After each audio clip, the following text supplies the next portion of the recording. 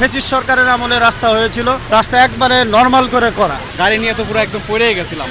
এরকম ভয়াবহ অবস্থা আর কখনো হয় নাই।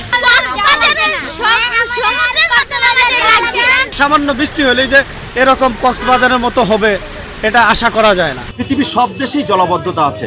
4-5 দিন বৃষ্টি হলে পৃথিবীর বিভিন্ন উন্নত দেশও এই জলজট জলবদ্ধতা থাকে। ফ্যাসিস্ট সরকারের আমলে রাস্তা হয়েছিল, রাস্তা একবারে নরমাল করে করা। ভাটারা থেকে আপনার রামপুরা থেকে তারপরে বসুন্ধরা থেকে সব বাচ্চারা এসে এখানে ওই অনুভূতিই পাচ্ছে, যার কারণে মানে কক্সবাজারের অনুভূতি পাচ্ছে, যার কারণে এখানে গুলশান কক্সবাজার বলা চলে। সন্তানটা আমি একা পাঠাইতাম, এখন এই যে কালভার্টের যে অবস্থা ভেঙে পড়ে যেত, তখন এটা দায়ভার কে নিত? তখন এই জন্য যে সরকারের কাছে আবারও বলতেছি যে আবেদন যেহেতু যাকেই দিয়ে কাজ করা যে গর্জিয়ে যেহেতু কাজটা হয়। গুলশানের জায়গায় এরকম কালকে আমরা গাড়ি নিয়ে বের হতে পারি নাই। হাউস থেকে যে গাড়ি নিয়ে বের হবো এরকম পরিস্থিতি ছিলই না। কালকে আমরা ডিউটিতে আসছিলাম, এসে আবার চলে গেছি। এখান থেকে আমি মোটরসাইকেল নিয়ে আসছি, গাড়ি নিয়ে তো পুরো একদম পড়েই গেছিলাম। এরকম ভয়াবহ অবস্থা আর কখনো হয় নাই। মানে দুর্নীতি কিভাবে হয় রাস্তাঘাটের পরিস্থিতি দেখলে বোঝা যায়। এটা সামান্য বৃষ্টি হলেই যে এরকম কক্সবাজারের মতো হবে এটা আশা করা যায় না। বর্তমান সরকার কি ব্যবস্থা নেয় এটা আমরা জনগণরা দেখব।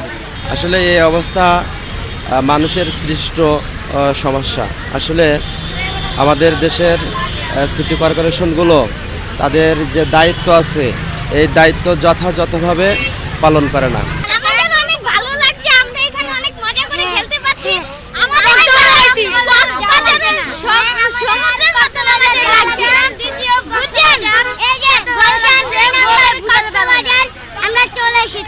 সত্যি বলতে গেলে তো যে কাঠগড়া দাঁড়াইতে হয়, যে কাজ সরকারি মানে সরকার তো ঠিকই দিতেছে যে প্রকল্পের জন্য, কিন্তু জনগণের কাছে টাকাটা আসলে আর টাকাটা ঠিকমতো কাজ হচ্ছে না।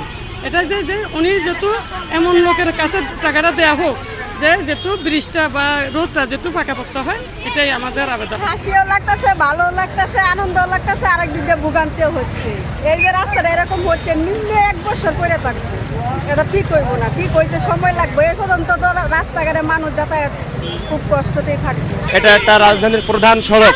যেই সড়ক দিয়ে, যেই পথ দিয়ে, যেই রাস্তা দিয়ে প্রধানমন্ত্রী তারেক রহমান বাসায় যান, তাহলে এরকম একটা গুরুত্বপূর্ণ শহর মানে রাস্তা ভালোভাবে তৈরি করা উচিত এবং ড্রেনগুলো ভালো রাখা উচিত, পানি চলাচলের উপযুক্ত রাখা উচিত, যাতে করে এ ধরনের সমস্যা আর সামনে না হয়। গত 3-4 দিন যাবৎ অতিবৃষ্টি ভারী বর্ষণের কারণে ঢাকা সহ আশেপাশের অনেক জায়গায় জলজট জলবদ্ধতার সৃষ্টি হয়েছে। পৃথিবীর সব দেশেই জলবদ্ধতা আছে। 4-5 দিন বৃষ্টি হলে পৃথিবীর বিভিন্ন উন্নত দেশও এই জলজট জলবদ্ধতা থাকে। হয়তোবা তাদের পানিটা পরিকল্পিতভাবে তাদের সুয়ারেজ ব্যবস্থা আছে। আমাদের বাংলাদেশে সেই পরিকল্পিতভাবে সেই সুয়ারেজ ব্যবস্থাটা এখনও হয়তোবা আমরা করতে পারিনি।